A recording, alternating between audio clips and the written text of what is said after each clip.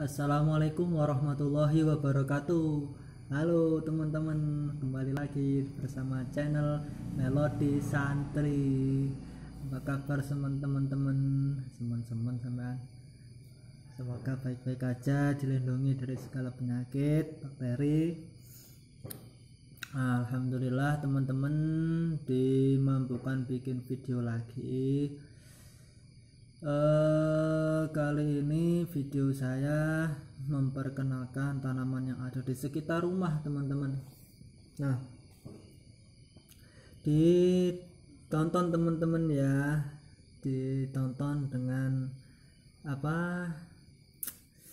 dengan zona aman, lalu didukung dengan subscribe, tombol subscribe-nya.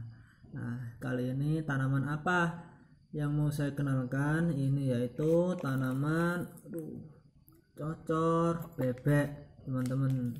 Ini bagus kan teman-teman? Cocor bebek ini adalah cocor bebek variegata. Kebetulan saya punyanya yang cocor bebek variegata teman-teman. Jenis cocor bebek tumbuhan tanaman cocor bebek ini adalah tanaman hias yang menurut saya juga bisa disebut tanaman herbal teman-teman, karena saking banyaknya manfaatnya tanaman ini. Nah, harga tanaman ini cukup terjangkau teman-teman, dari 10.000 hingga 25.000. Mungkin di daerah teman-teman ada yang lebih 25.000 ya, pasti ada. Kalau yang besar bagus itu pasti lebih mahal, lebih indah, lebih mahal, lebih besar, lebih banyak manfaatnya. Nah, tanaman ini termasuk tanaman yang menurut aku paling gampang tumbuhnya teman-teman. Tanaman ini di parit tumbuh, di kebun tumbuh, bahkan di tanah berbatuan pun dia juga tumbuh subur teman-teman. Nah, cara membudidayakan tanaman ini atau cara menanam tanaman ini, mungkin teman-teman ada yang punya dan bisa diperbanyak dengan cara teman-teman perbanyak melalui potong daun tanaman ini yang paling tua paling bawah biasanya teman-teman ya. Kalau yang di atas ini yang muda-muda. Nah, itu yang paling mulus teman-teman, yang tidak ada goresan sama sekali. Jadi yang paling bagus, yang paling tua itu dipotong, digunting aja atau dipakai pisau, lalu ditaruh di media tanam. Terserah naruhnya seperti apa ya, biasa aja teman-teman naruhnya. Untuk indukan tunas teman-teman. Jadi yang paling bagus, yang paling tua, kemudian taruh di media tanam dan pastikan calon indukannya tersebut yang teman-teman potong itu mengarah ke matahari teman-teman, agar mendapat sinar matahari. Dan gak usah banyak-banyak teman-teman, yang sekiranya cukup lah dapat cahaya matahari tersebut. Cukup itu ya dari pagi sampai jam 10 bisa, dari pagi sampai jam 9 itu udah cukup teman-teman. Nomor 2, cuci calon indukan tadi sebelum ditanam, dicuci dengan air mengalir.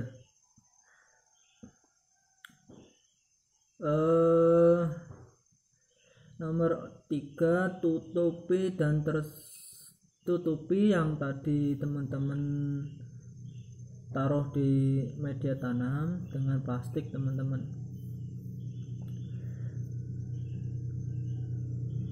Setelah itu pastikan media tanamnya itu ada tanahnya, kasih pupuk sama sekam teman-teman, biasanya seperti itu. dengan bandingannya 2:1:1 teman-teman.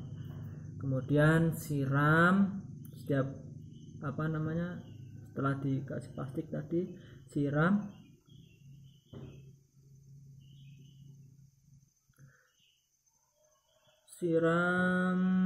dengan botol spray teman-teman, atau maksudnya dengan cara disemprotkan. Jadi tidak perlu basah, yang penting lembab teman-teman, biar tanamannya, soalnya masih tunas ya teman-teman, masih calon indukan tunas, jadinya jangan sampai basah teman-teman, bisa busuk nanti, malah nggak hidup. Nah, lalu tanaman ini teman-teman, cocor bebek ini, jenis cocor bebek sendiri, entah itu varicata atau bukan, itu pernah diteliti di Universitas Brawijaya teman-teman. Nah, di hasil penelitian tersebut, tanaman ini mengandung banyak sekali kandungan yang sangat bermanfaat teman-teman. Di antaranya vitamin C, kemudian asam lemon, asam apel, glukosid, tanin, dan biopilin A teman-teman. Nah, dari banyaknya kandungan tersebut, udah aman teman-teman. Kalau yang mau meninggalkan video silahkan teman-teman. Nah, dari banyak kandungan tersebut,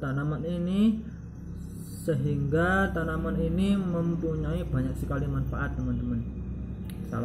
Di antaranya yang pertama adalah meredakan sakit kepala teman-teman. Jadi cocor bebek itu bisa meredakan sakit kepala, gimana?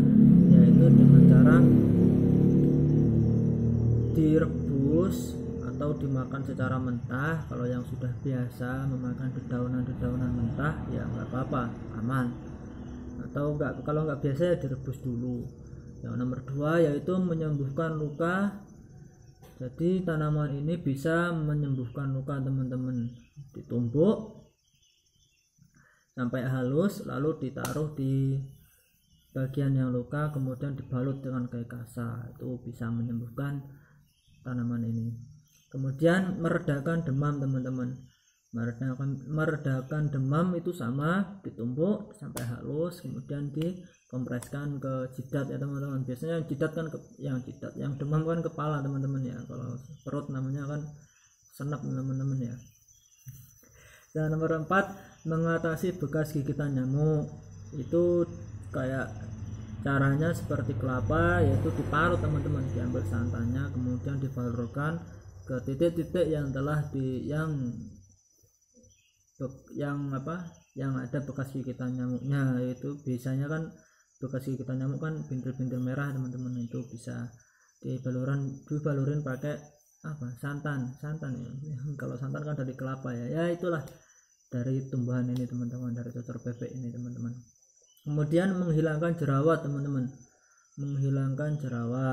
lalu meredakan sakit amandel, lalu batuk pilek, lalu melegakan pernafasan bisa, lalu mengobati wasir, banyak sekali teman-teman, sampai menjaga kesehatan. Jadi bisa dikonsumsi sehari-hari ya teman-teman, jadi aman dikonsumsi sehari-hari. Itu untuk cocor bebeknya teman-teman ya. Kalau yang varigata ini aku belum nemuin penelitiannya seperti apa, maksudnya kalau jenisnya cocor bebek itu ya manfaatnya sebanyak itu.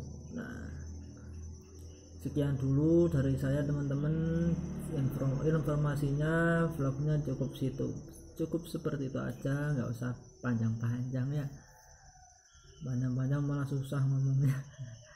Itu teman-teman, silahkan dipadamkan tombol merahnya, dukung saya, padamkan tombol merahnya agar semakin semangat berkreatif,